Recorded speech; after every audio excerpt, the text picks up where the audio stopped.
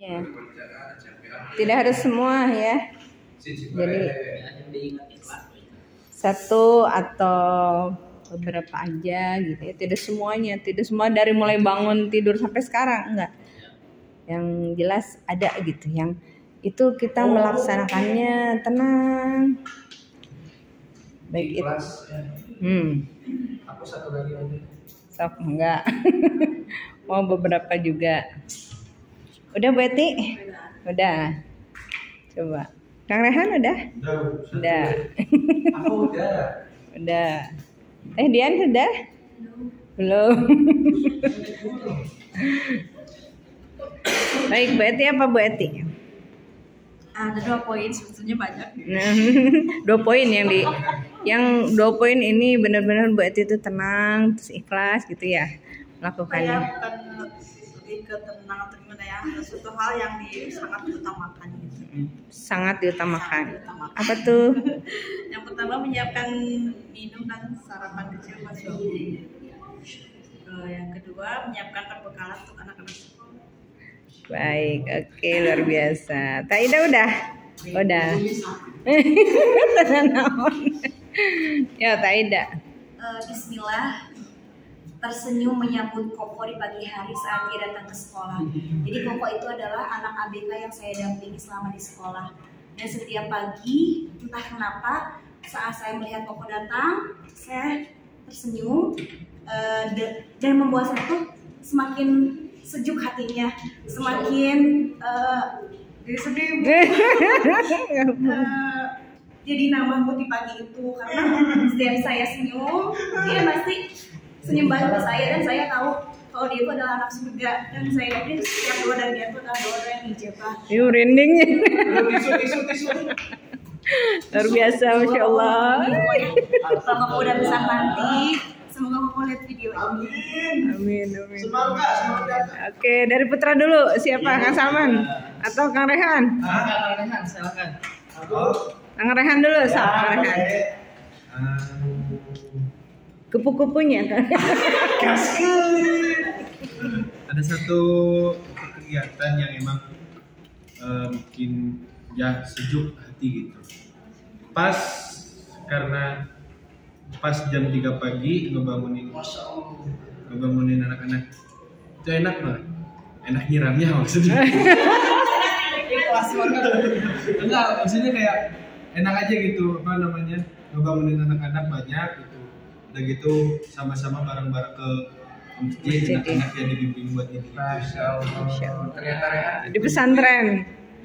Di panti. Oh iya, baik. Mau ke bapak-bapak lagi atau ke belakang dulu deh? Ke belakang dulu. Ke belakang dulu. Belum, Teh Dian. Udah siap ternyata. Mengantar mama jualan, makan gorengan, bikin PPT sambil tiduran. Bikin apa? Bikin PPT sambil tiduran. Udah, iya baik, luar biasa ya Teh Dian. Baik, ke Putra lagi nih. Kang Salman dulu. Nah, alhamdulillah hari ini banyak yang ikhlas. Wih, Yang pertama adalah tidur. Karena saya tidak terpaksa oleh apapun jadi saya. Yang kedua adalah makan. Saya juga ikhlas, alhamdulillah. Lagi bukan saya yang bawa. Alhamdulillah. Rezeki tidak terduga. Wah, viral benar Kang Salman. Yang ketiga, membawakan Aida sarapan.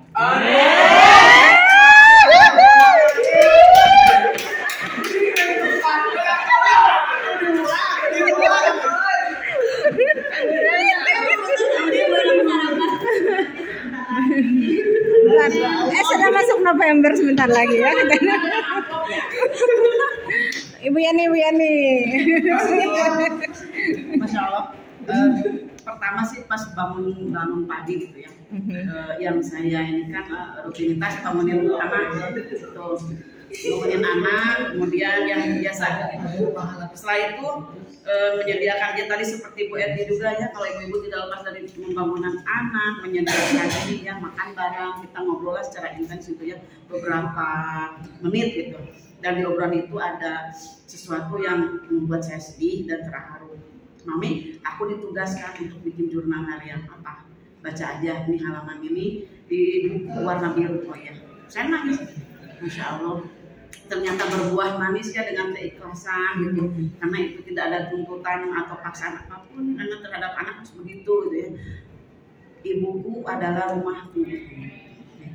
Ibuku adalah rumahku di mana kehadirannya selalu aku rindukan. Ketika di luar aku sangat mengkhawatirkan gitu. Biarpun beliau bawel, cerewet, ada itu nama tulisannya maksudnya bawel, cerewet, tapi aku selalu terngiang-ngiang suaranya kalau lagi di luar, nah gitu. Jadi itu juga makanya seperti itu. Nah kemudian ada lagi di sana ibuku, tempatku di mana untuk curhat, dan ibu seperti ayahku juga karena ayahku tidak ada, maka segala sesuatu ibuku yang mengambil semua melakukan semua kesusahan aku, menampung semua kebutuhan aku. Dan aku nangis gitu ya Allah, keikhlasan ini alhamdulillah gitu. Itu mungkin itu anak.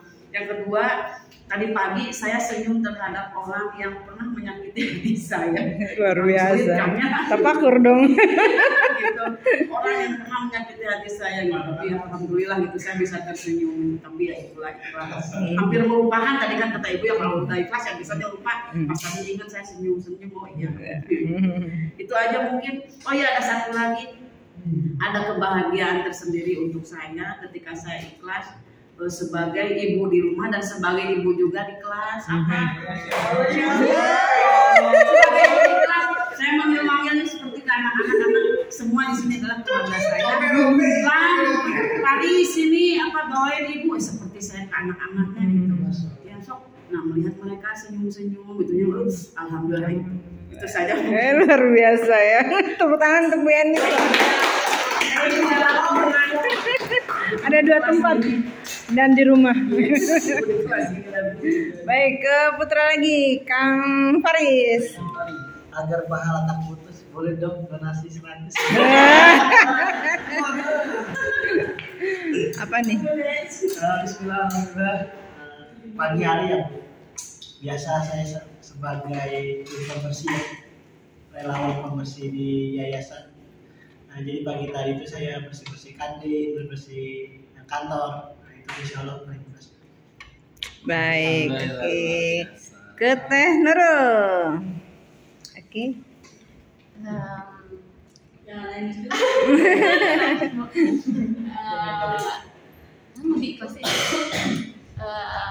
Ketika Nurul pagi-pagi berangkat dari Cianjur Kidul mau ke Cibiru untuk kuliah, tapi awalnya itu kayak pas malamnya itu kayak berat banget mau berangkat ke kuliah itu karena jalannya kan ya Bu, jelek, terus ya faktor jauh gitu, kadang suka capek badan.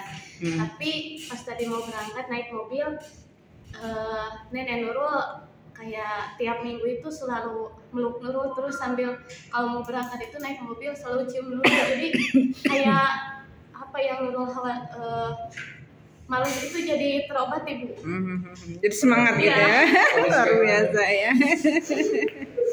Terus yang kedua itu memberikan bibit bawang merah tubuh.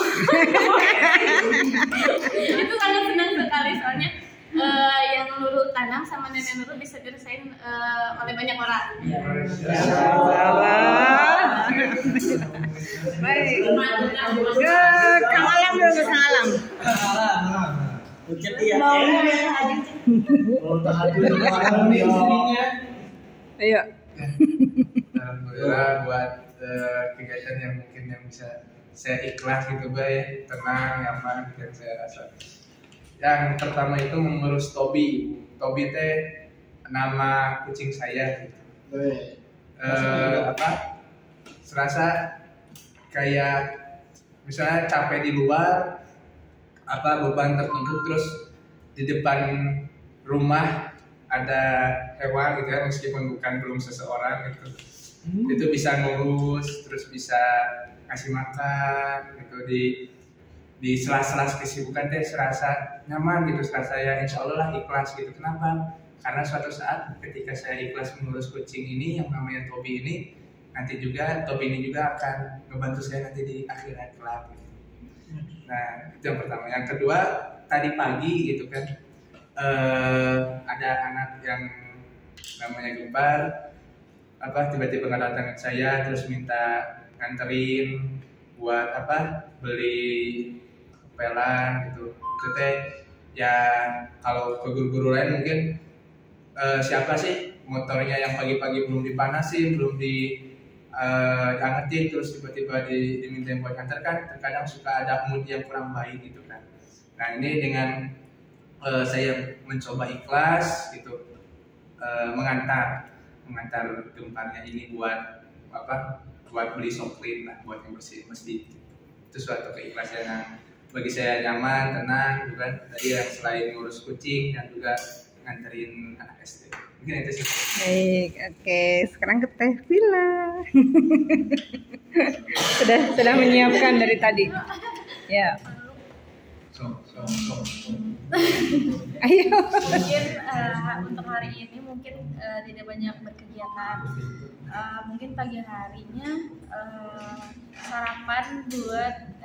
sarapan masakan ibu. Terus dari pagi itu cuman full ngerjain tugas makalah sampai sekarang. Sampai sekarang. Jadi luar biasa. Iya. Sambil Untuk kuliah. presentasi besok. Untuk Dan presentasi. Belum selesai. Ya. Cuman kegiatannya cuma itu aja. Baik, oke, terima kasih. Sebelum Kang Eka, teteh dulu nih.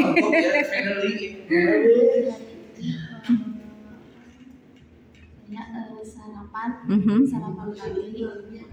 pagi langsung membantu orang tua udah gitu langsung mandi berangkat. Baik, oke, Kang Eka. Ya. Yuk. Dari sekian banyak amalan yang dikerjakan, tentunya semuanya ikhlas lillahi ta'ala. Karena sebaik-baik balasan adalah balasan dari Allah. Pak Ustaz. Mungkin setelah sholat dan juga amalan ibadah yang lainnya, amalan yang ikhlas dan juga mungkin berkesan di hari ini adalah bisa membersamai para santri kerja bakti ngangkut pasir untuk ngecor asrama. Nah itu sebuah kebahagiaan, tentunya juga mudah-mudahan ini bisa jadi amal jariah.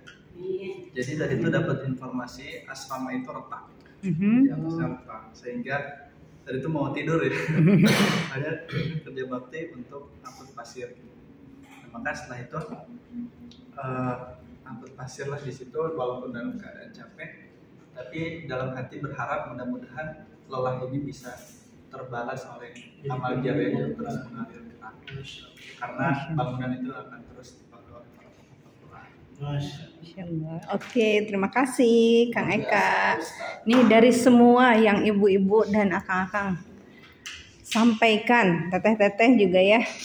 Apakah ya tadi karena ada yang mendadak ya, karena ini secara kebetulan ya kayak gitu ya. Nah, apakah yang akan teteh rasakan hari ini yang tadi disebutkan ada dalam rencana hari kemarin? Ada dari hari kemarin dan hari ini memang benar-benar ikhlas dilakukan. Alhamdulillah. Nah ini Semangat gitu. contohnya yang ada dalam perencanaan apa? Yang sarapan. Aduh.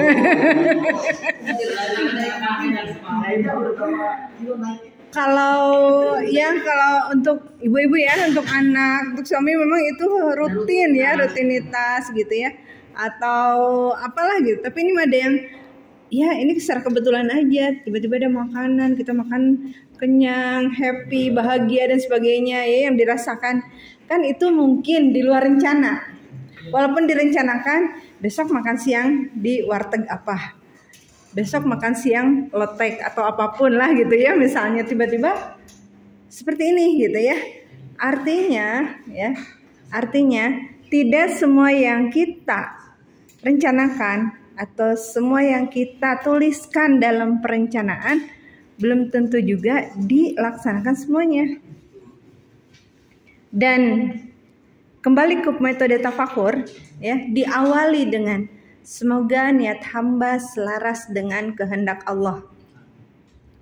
Keinginan kita A sampai Z, misalnya ada 10 item. Saya 7 yang terlaksana, 3 yang tidak terlaksana. Apakah ada rasa kecewa? Apakah akan merasakan kekecewaan saat 10 keinginan yang akan dilakukan hari ini misalnya, tapi 7 yang terlaksana, 3 tidak? Apakah akan merasa kecewa? Nah, ya, kalau ibu-ibu memang sudah berpengalaman ya, sudah berpengalaman.